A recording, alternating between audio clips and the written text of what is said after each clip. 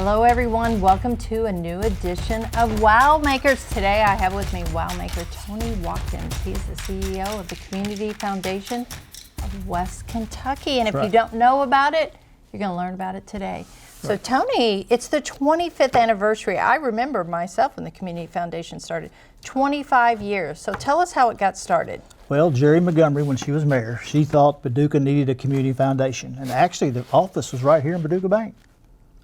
Remember? Wow. Up with the FBI. I forgot about that, but yes, I do remember that now. It was a restricted area where you couldn't get into it, so that didn't make a lot of sense. But I can remember carrying a lot of boxes up to that second floor and have to swipe that card to get up with the FBI. But we started growing very fast and moved over to U.S. Bank. We've been there for 20-something years. Yeah. But it started right here in Paducah Bank, and Paducah Bank's been very good to us. The trust department did all of our finances for us for years and years. Lisa Barks was here, did a lot of stuff by hand until we were sophisticated enough to get our own software package and do those quarterly reports. We thought at first we might affiliate with the Community Foundation of Louisville, but it was so far away we needed a presence here. And Fred Paxton and Joe and some of the others thought, no, let's have our own community foundation here. It was the wisest decision they ever made, because we would have never gotten along with Louisville. As good a foundation as Louisville is, we have different philosophies about things.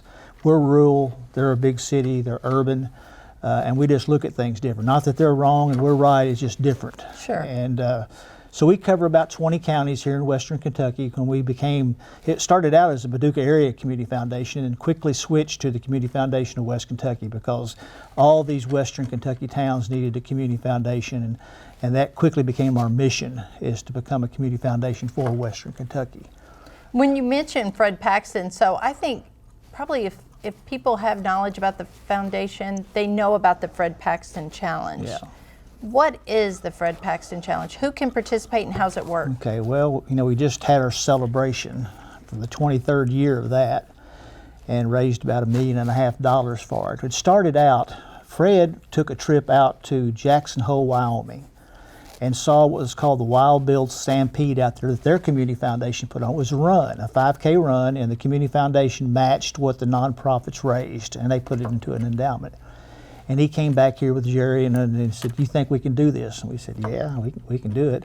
He said, "We don't have the endowment money." He said, "Well, I'll give you the endowment money," when we did it. So we structured this fun run for charities back in 2001, and it was actually the kickoff event for the summer festival. Oh. That's how it got started.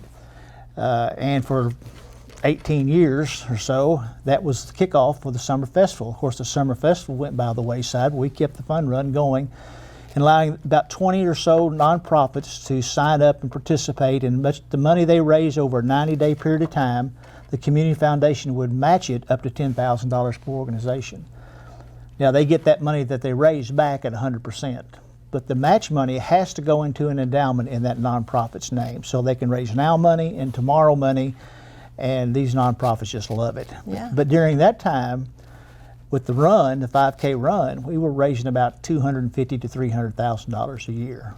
And no matter what I tried to do, I couldn't get over that hump. Mm-hmm. And so I can remember like it was yesterday. I was coming back from a meeting in Frankfurt, and I was saying, we're appealing to the wrong audience. We were spending all of our time, energy, and effort chasing these runners down, trying to get you got to walk. They want the T-shirts, they want to participate, but they weren't really giving us any money. It was the donors that were giving us some money. And so I said, well, I'm going to take a shot in the dark and see if we can't revitalize this thing. And so we started inviting the nonprofits and their donors to what we called a celebration, because I don't think nonprofits celebrate their victories enough. That's a good point. And so we brought them together at Walker Hall, and that first year we quadrupled the amount of money. It was like $800,000 we raised. And then it finally went over a million. And even in the COVID years, we were raising over $1 million. That's wonderful. And now it's 1.5 million. It just keeps growing and growing and growing. And so now we have a waiting list of pretty long of people who want in it. But it's so many of them want to get in. We know we're diluting the match money. Mm. So we're going to restrict it next year, the first come, first served, I think, to 20. That's a good plan. So many people were impacted by the tornado. And Community Foundation is doing a lot to support I don't know if it's just Mayfield or the other communities. But tell us what all the Community Foundation is doing. Okay, well, of course the tornadoes hit us too. I live in Marshall County. Yes, you know, yes, that's right. And at that time, Rhonda Henderson, who was our CFO, she lived in Mayfield. And then Chris Dawkins, who was our program person and our grant writer at that time, she lived in Livingston County. And when I got up that morning after spending some time with our friend's house and barely missing the tornado, I, of course, had no electricity or anything. And I had, everybody knows where Blues is here in Western Kentucky. I had to go to Blues to get some cell service. And I could see what the devastation was. And so I emailed Chris and said, look, we need to put something on our website about a tornado relief fund. And she was able to get that on there. And when I came in on Monday morning to the office, the light was blinking on my phone. And it was a gentleman from up in Rockford, Illinois, who said, I see what happened down in Mayfield and Western Kentucky, and I want to help. He said, I've sent you 2 checks FedEx because I know the mail service is going to be interrupted. One of it's for $10,000 just to help you out, you know, kind of stir the pot a little bit, and another one for $100,000 to use wherever you need. And I thought, man, this is going to be huge. Because I hadn't been to Mayfield or Graves County or anything, I didn't know. And it just blew the doors off of things. And all of a sudden calls started coming in from all across the country. How can we help? How can we help? And we looked around and said, well, okay, who's going to take the lead on this thing? And there was nobody.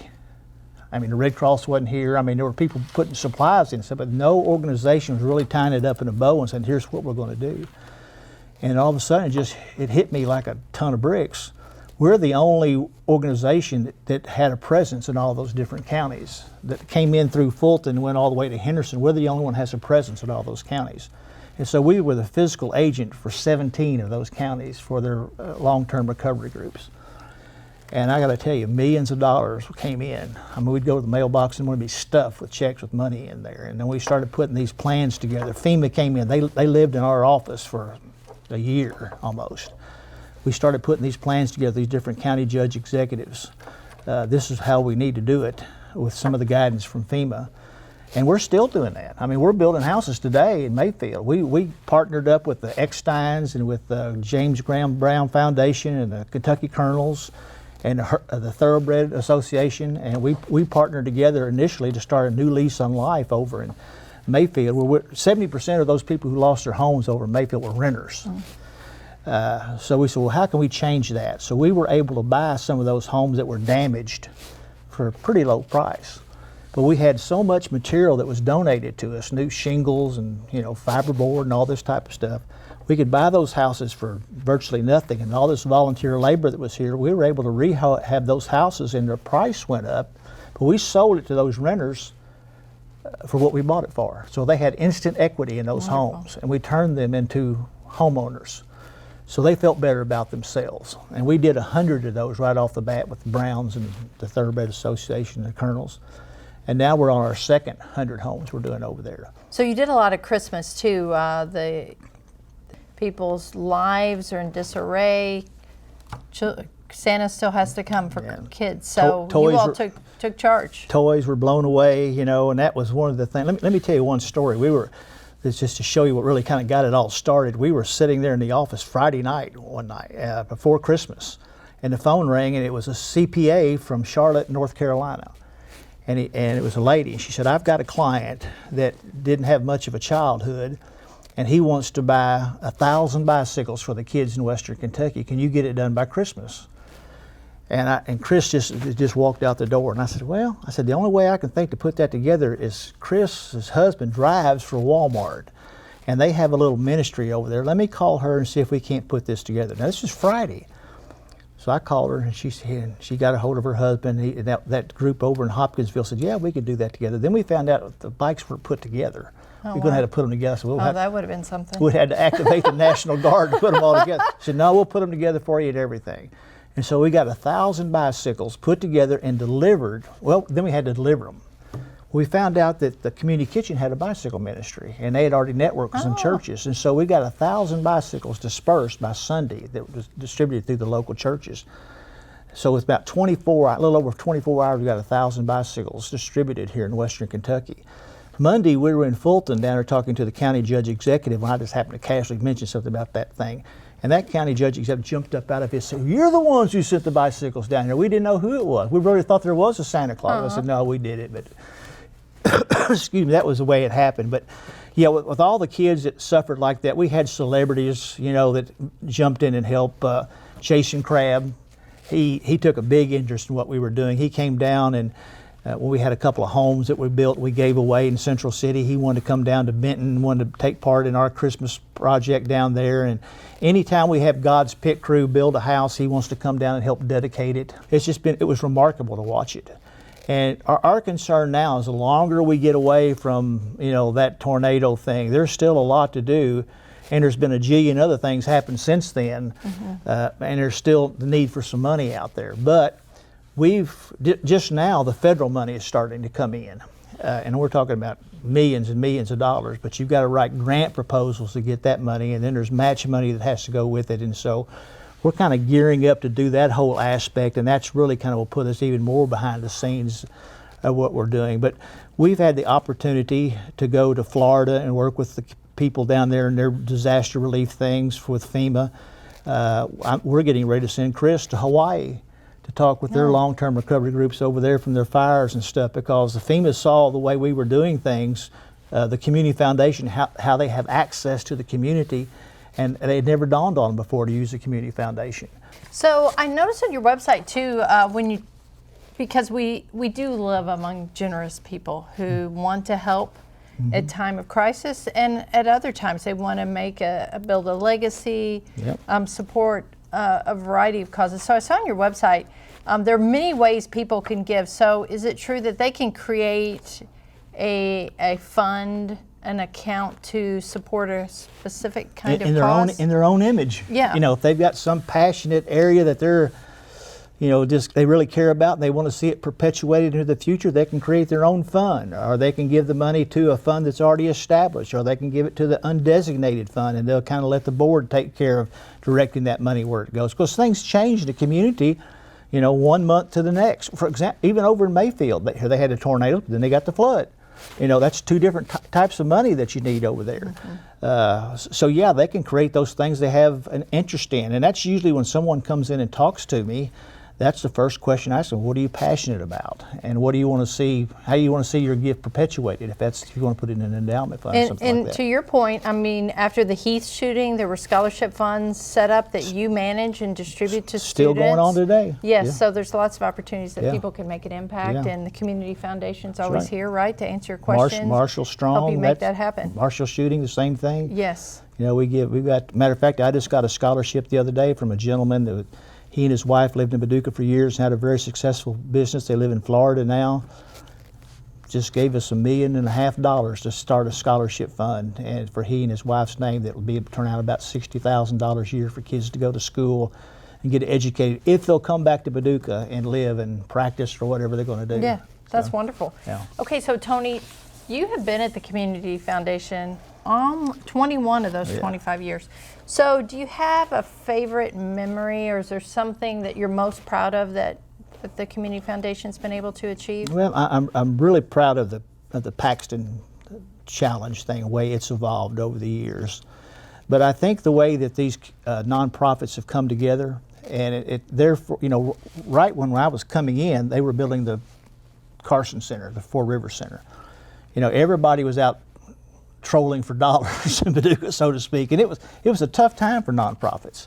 They were raising money, the Challenger program was raising money, CCA was raising money, the couple of big churches were raising money, and the donors had their tongue hanging out. Where else is it going to come from? And I think the Community Foundation kind of set a tone in the community that we're not in competition with one another, we're in cooperation with one another. That whatever you give in a community, it's going to benefit the community as whole. And there's a way that we can do this that's going to be very vital and going to see things well into the future. And I like the word you used a while ago, create that legacy. And there's been a lot of legacy builders here in this community over the years. I think of someone like Gene Cadrejon. Low profile type of a guy, but he gave a lot of money over the years to a lot of different things. And if you couldn't put a finger on what he was doing, it was because he was doing so many things. And now he's got, family that's doing the same thing. They're going through the same exercise. But you know, and that's what another thing we try to instill in some of our donors: involve your kids, involve your grandkids, make them make a list of things, something they want to give to, and then give that money and let them become a philanthropist themselves. You've done a great job of that with your daughter, with your kindness walk and stuff, those type of things. So, I mean, that's how we're going to get the next generation of philanthropists here.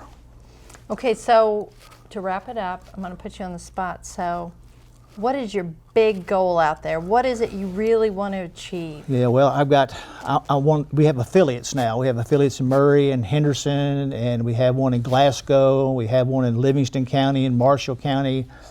I want to see one started in the 4 river counties. Those Ballard, Carlisle, Hickman, and Fulton. I don't think any of those counties, and I was raised in one of them, I don't think any of them are strong enough by themselves to have one, but I think collectively we can have one. And now that they've got that Riverport coming in and they have the WAVE program, that's kind of cemented them together. That's been the glue to bring them together. There's some interest there of doing that, and I've met with them numerous times on the WAVE program. I want to see that come to fruition before I retire, hang my hat up.